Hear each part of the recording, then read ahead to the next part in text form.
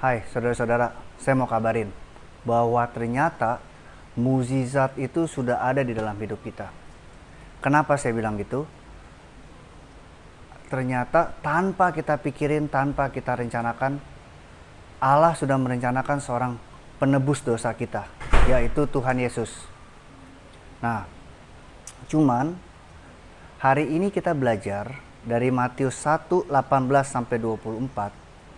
Bukan mukjizat yang harusnya kita cari. Karena mukjizat itu kita tidak bisa cari-cari. Karena mukjizat itu sudah direncanakan sebenarnya. Hal-hal besar dalam hidup kita sudah direncanakan oleh Tuhan. Kenapa? Dan saya percaya kenapa kita sampai hari ini ada di sini membicarakan firman, karena Tuhan ingin berbicara lebih jauh kepada hati kita. Nah, kita mulai. 1 Matius 1 ayat 18. Kelahiran Yesus Kristus adalah sebagai berikut. Pada waktu Maria, ibunya bertunangan dengan Yusuf, ternyata ia mengandung dari Roh Kudus sebelum mereka hidup sebagai suami istri. Kita bisa bayangkan bagaimana perasaan Yusuf pada saat itu.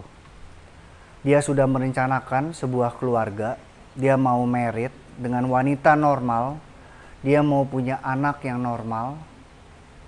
Tetapi semua kejadian itu ternyata harus dialami di luar rencana dia. Dan sesudah ia bertunangan, di mana artinya pada waktu dia bertunangan, dia pasti memanggil orang-orang dan mengumumkan bahwa dia tunangan dengan Maria. Tapi di luar rencana dia harus menerima kabar bahwa Maria itu mengandung Roh Kudus. Mungkin tidak masuk akal. Mungkin buat dia sangat kecewa pada saat itu. Begitu juga kita. Mungkin pada saat ini kita mengalami masalah-masalah di luar rencana kita. Di mana kita nggak bisa lari dari masalah itu. Di mana kita nggak bisa mundur. Lalu, apa yang harus kita lakukan? Kita baca berikutnya. Ayat 19. Karena Yusuf suaminya seorang yang tulus hati dan tidak mau mencemarkan nama istrinya di muka umum, ia bermaksud menceraikannya dengan diam-diam. Ini banyak manusia yang melakukan itu. Di saat dia mempunyai masalah di luar rencana dia, masalah itu terus berlangsung-langsung, dia ingin meninggalkan masalah itu dengan sesingkat-singkatnya, secepat-cepatnya. Dan itu normal buat kita yang saat ini sedang dalam masalah. Apabila kita berpikir, kita harus tinggalkan saja, kita harus pergi dari masalah itu normal. Tetapi berikutnya kita baca. Ayat 20. Tetapi ketika ia mempertimbangkan maksud itu, malaikat Tuhan nampak kepadanya dalam mimpi dan berkata, Yusuf anak Daud, janganlah engkau takut mengambil Maria sebagai istrimu, sebab anak yang di dalam kandungannya adalah dari Roh Kudus.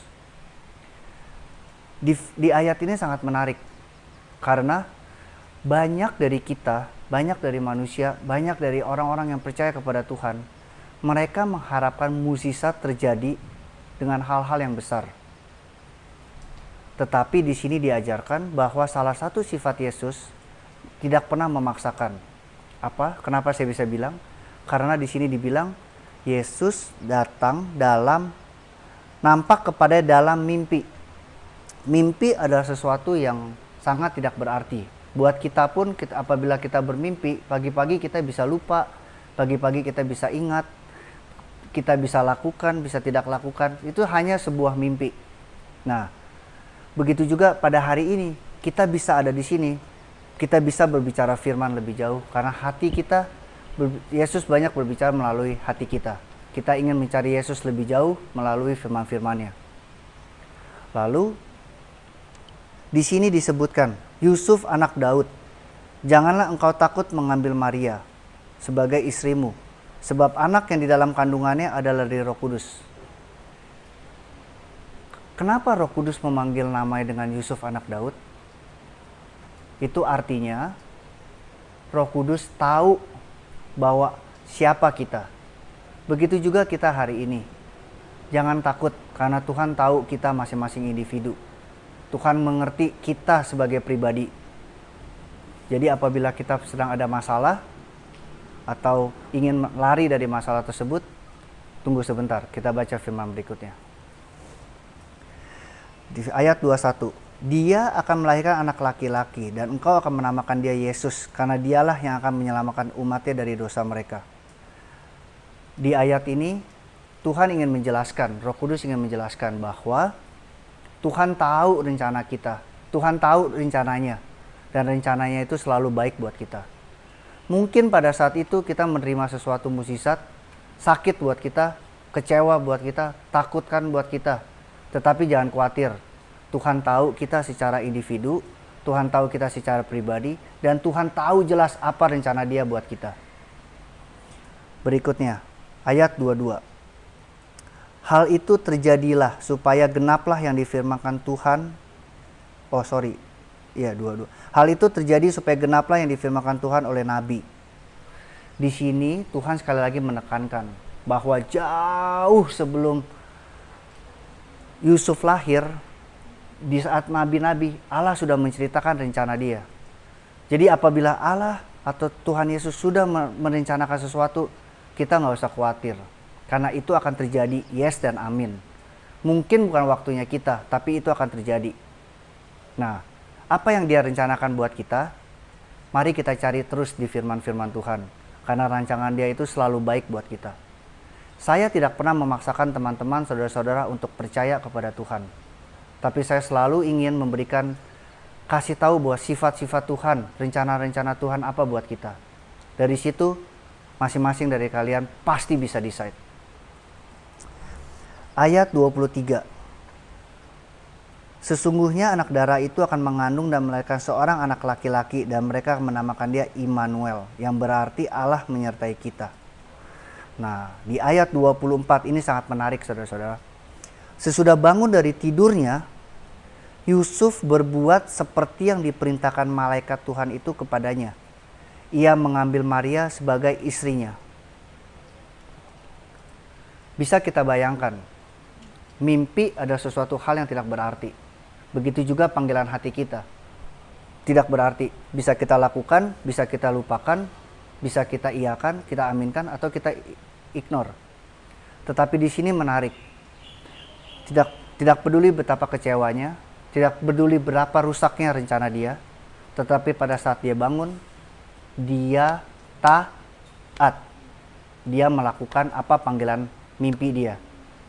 Jadi apabila saudara-saudara itu di dalam hati ada panggilan untuk dekat kepada Tuhan, untuk membaca firman, untuk membahas, jangan khawatir, jangan didiemin. Lakukan, cari tahu. Bisa lewat lagu, bisa lewat firman, bisa lewat pembahasan dengan teman-teman. Dan lucunya lagi, di firman ini Yusuf tidak diajarkan untuk berbuat seperti hukum Taurat. Kita dengar, Roh Kudus, Yusuf anak Daud, janganlah engkau takut mengambil Maria sebagai istrimu, sebab anak yang di dalam kandungannya adalah dari Roh Kudus. Banyak dari kita selama ini terpaku pada hukum-hukum Taurat. Jangan berbohong, jangan berbuat zina, hormati orang tua, dan lain-lain. Tetapi panggilan hati manusia itu berbeda-beda. Nanti setelah kita baca, ada bilang, Tuhan datang bukan untuk merubah hukum Taurat, tetapi untuk menggenapi. Maksudnya apa? Dengan kita terus melihat Tuhan, dengan kita terus berkonsentrasi, nanti hati kita sendiri yang akan menggenapi hukum Taurat tersebut. Jangan dari pertama kalian itu konsentrasi kepada hukum-hukum Taurat. Karena Tuhan itu datang untuk menggenapi. Percuma kalian konsentrasi kepada hukum Taurat. Tapi mari kita cari tahu dulu tentang Tuhan Yesus, tentang kerajaannya, tentang kebenarannya. Maka nanti Roh Kudus yang akan mengarahkan hati kita untuk melakukan Taurat tersebut. Nah, sesudah bangun dari tidur Yusuf berbuat. Di sini Yusuf nggak perlu pinter. Di sini Yusuf nggak perlu banyak tahu tentang Tuhan. Tapi hanya satu yang dia perlu lakukan. Taat. Taat bukan untuk Yusuf. Bukan untuk Tuhan. Karena manusia berpikir kadang-kadang kalau dia taat kepada Tuhan, dia melakukan sesuatu buat Tuhan. Sebenarnya tidak. Dengan ataupun tidak dengan Yusuf, rencana Tuhan akan terjadi. Tuhan akan bilang, dia akan melahirkan Yesus sebagai juru selamat kita. Itu sudah rencana Tuhan. Tetapi kenapa Yusuf harus taat? Karena kalau Yusuf taat, kita bisa baca. Kita sebagai keturunan Yusuf saja pada hari ini kita bisa belajar kepada Yusuf. Jadi kalau teman-teman, saudara-saudara saat ini mengalami masalah, jangan khawatir, tetap taat. Karena apa yang kita perjuangkan pada hari ini bukan buat diri kita sendiri, tetapi kepada untuk turunan-turunan kita. Yang 25, tetapi tidak bersetubuh dengan dia sampai ia melahirkan anaknya laki-laki, dan Yusuf menamakan dia Yesus. Yusuf tetap taat, walaupun betapa kecewanya, betapapun beratnya, berapapun tidak masuk akalnya. Jangan khawatir, tetap taat kepada Tuhan. Karena Tuhan mengenal kita secara pribadi, Tuhan punya rencana kita untuk pribadi kita, dan Tuhan punya rencana yang baik untuk kita semua. Jangan takut, bersukacitalah dalam mukjizat. Carilah Tuhan Yesus. Mungkin pada saat ini kalian sedang dalam masalah, sedang masalah keuangan, masalah kesehatan, masalah keluarga. Jangan sia-siakan waktu lagi. Carilah Tuhan Yesus, taatlah kepada Dia. Nanti Dia yang akan memulihkan hidup kita. Terima kasih.